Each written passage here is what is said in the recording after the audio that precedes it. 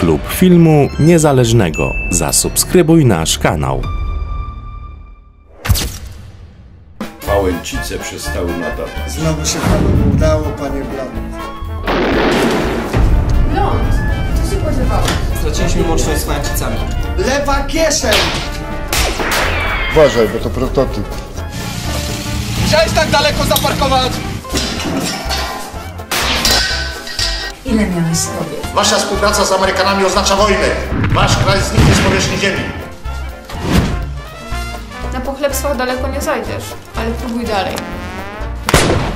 Wolałbym, panie Blond, żeby nie próbował pan żadnych sztuk. Mamy tylko ciasteczka.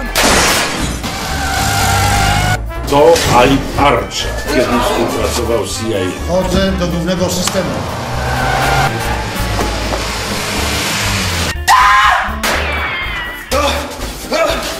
Firma pokryje koszty?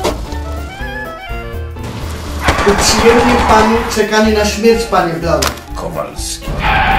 Zamknij oczy, a poczujesz coś zupełnie nowego. Cholera! Blond. Marian Blond.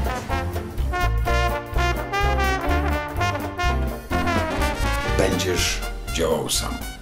Nie możemy ryzykować.